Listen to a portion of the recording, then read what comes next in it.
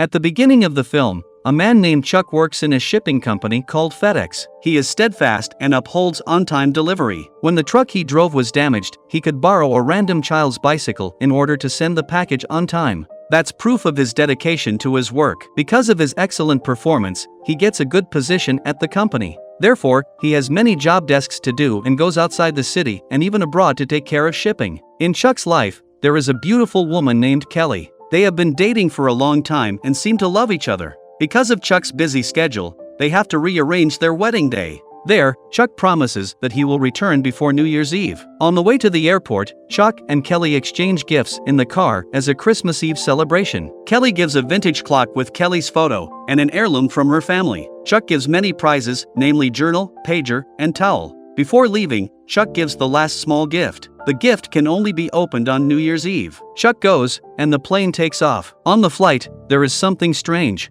The aircraft is not on the route that it is supposed to be. It is 200 miles south of the original course. Communication on the plane is cut off for quite a long time, which has never happened before. When Chuck is in the toilet, a sudden explosion occurs and requires Chuck to use oxygen and seatbelts. Chuck almost loses Kelly's gift, but he successfully saves the gift. On the pilot's direction, the aircraft must land in the middle of the ocean. The plane hits the sea, and the water goes into the plane. The situation is very chaotic. Luckily, Chuck manages to float while the plane burns and becomes debris. Chuck can only close his eyes in the middle of the strong waves and an extreme rainstorm. The next day, Chuck's body is stranded on a remote island. He wakes up, and his legs are not strong enough to walk. The first thing he checks is a gift from his girlfriend, and the clock is not functioning. However, Kelly's photo can be seen clearly there. Because of his dedication to work, he still takes the remaining packages on the coast. Chuck tries to find someone else who may survive the accident, but there is no one. The first effort he makes is writing the words "help" in the sand, but it does not seem helpful. The words are swept away by the sea. Learning from his experience, Chuck makes the writing again using tree branches. Then, to fill his free time, he continues to take the packages he could save. While tidying up, Chuck hears the sound, and a coconut falls near him. He tries to break the coconut, but it turns out that the outer coconut is very hard to break. Finally, he manages to open his first coconut. Unfortunately, all the water is gone. From his experience just now, Chuck makes a hole in the coconut so he can drink it. Chuck then explores the island and still hasn't seen anything or anyone. Around the island, he only can see the vast sea and horizon. From the summit, Chuck sees a man floating near the beach. He rushes away to approach him. Apparently, it is his co-worker, one of the lifeless pilots.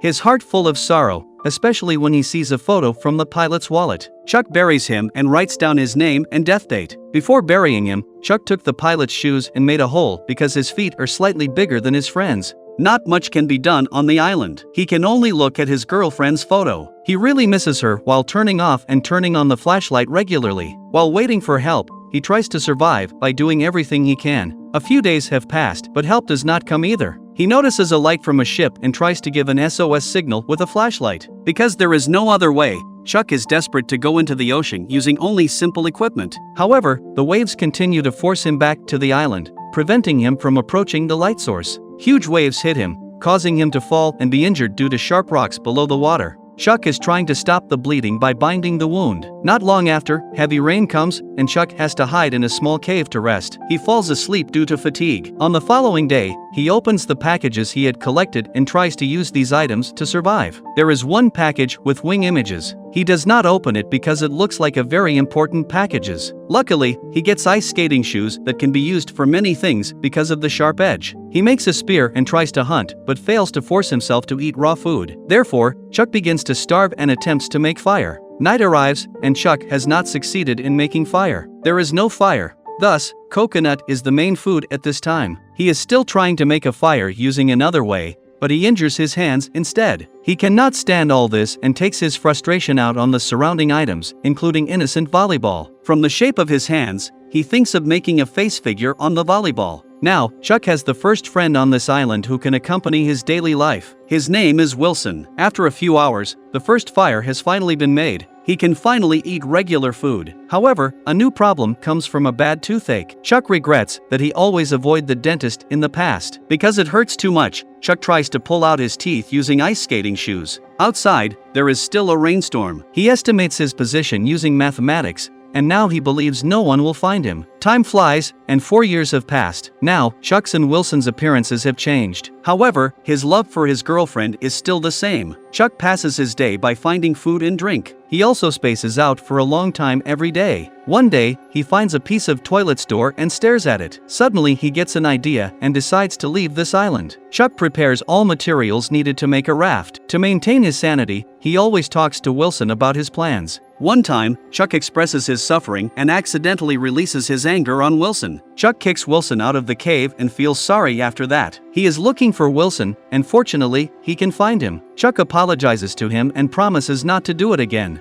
Wilson accepts the apology without a word. The day to set sail has come. According to his observations, now is the right time to sail. Chuck leaves the message that he has been there for 1,500 days before leaving the island. He and Wilson start their rough journey. The waves repeatedly hit the raft, but Chuck pedals with all his strength. Wilson also tries to survive when hit by the waves. Very high waves come, and Chuck releases the rope that binds the door he found. The door opens and helps him pass through big waves. On the other hand, Chuck feels heartbreaking to leave the island he has lived on for more than 4 years. In the middle of the ocean, he takes the food from the sea and consumes the rainwater for drinks. The journey is challenging. The storm comes again, causing the door to be blown by the wind. The next day, Wilson falls off the raft while Chuck is still sleeping soundly. He looks for Wilson right away after he wakes up. Chuck sees Wilson floating on the water, and he goes into the water to save his only friend. However, the raft is difficult to pull, and Wilson is getting further away. Wilson goes so far, and it is no longer visible. Although only a volleyball, Chuck is very depressed. He still has to continue his journey apart from his sadness. After a few days, Chuck's raft is not in good shape, and he is hopeless. When he is falling asleep,